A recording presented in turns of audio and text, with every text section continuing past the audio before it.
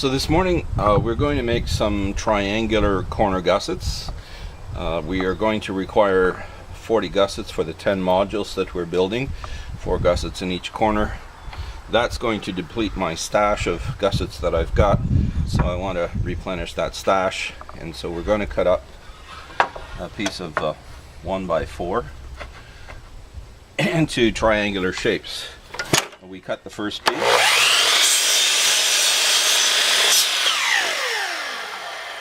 And we discard it. The reason for discarding it is the grain is going to be going the wrong way. We flip it over, line it up against the fence, and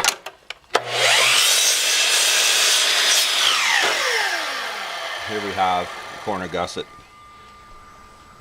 On with the next one, flip it over, line it up, and there we go.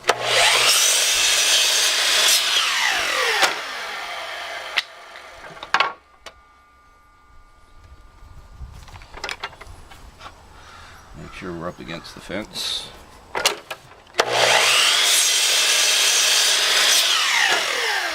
We've taken our piece of 1x4, 6 feet long. We've chopped it up in triangular pieces of wood. We call them gussets.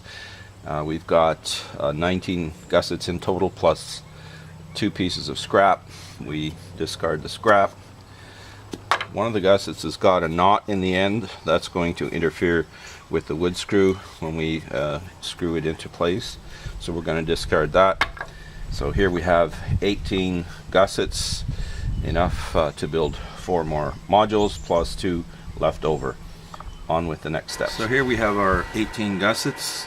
Our next step is to mark them out to see where we're going to be drilling holes to install our T-nuts. Along the hypotenuse, measure 6.5 inches, and on each side 4 3/4 inches.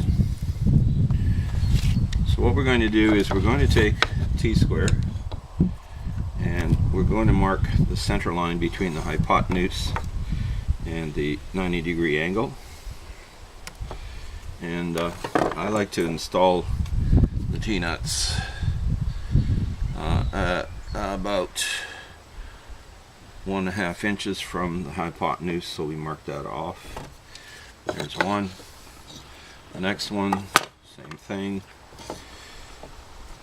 Find the center between the hypotenuse and the 90-degree angle.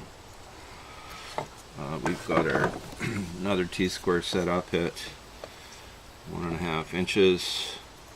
That will give us some good clearance between the T-nut and the sides of the gusset.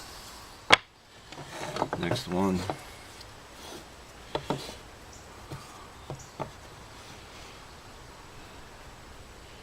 Mark the line, and 1.5 inches,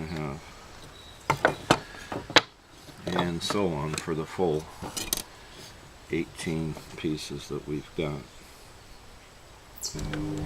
We've got our 18 gusset pieces marked as to where we're going to be drilling holes. We're going to be taking a Forstner bit, a 1-inch Forstner bit, and we're going to be recessing, countersinking the surface about 1/8 of an inch, so that when we install the T-nuts for the legs, the washer part will be flush with the surface of the gusset. We're going to do that with a 1-inch Forstner bit. I always like to drill a pilot hole because the Forstner bit has got a spur right in the center, so that if I drill a pilot hole with a 1/8 inch drill, then I'll be able to put that Forstner bit right into the center.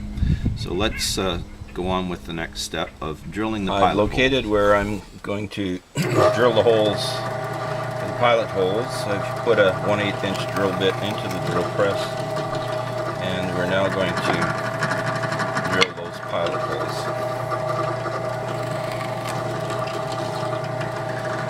I always like to drill a pilot hole whenever I'm using a Forstner bit. The Forstner bit has got a spur on the end that helps me to locate exactly where I'm going to be drilling with the Forstner bit.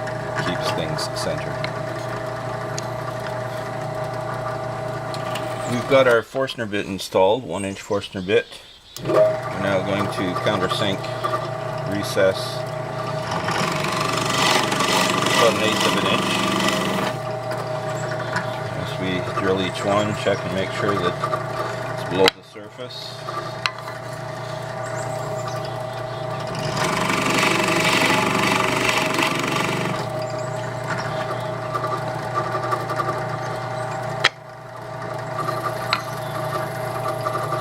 With the Forstner bit spinning, I can see exactly where I'm going to drill the holes.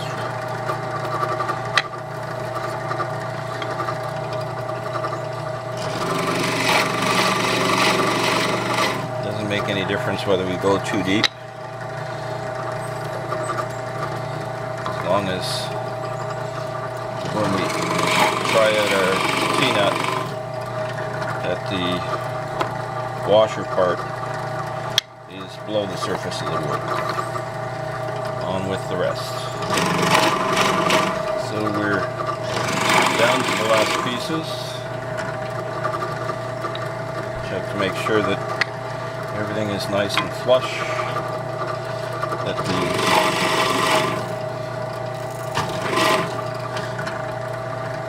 washer part of the T-nut is below the surface. Our next step is to take out our Forstner bit and install a 3/8 inch bit to drill the hole for the barrel of the T-nut. The diameter, the outside diameter of the T-nut barrel is 3/8 of an inch. So that's going to be our next step. So we've got our 3/8 inch drill bit installed in the drill press. A piece of scrap lumber underneath so that when we break through into the other side that we're not splintering the wood too badly. With that pilot hole,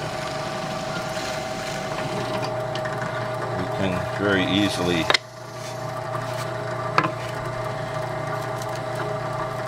locate where we're going to be drilling.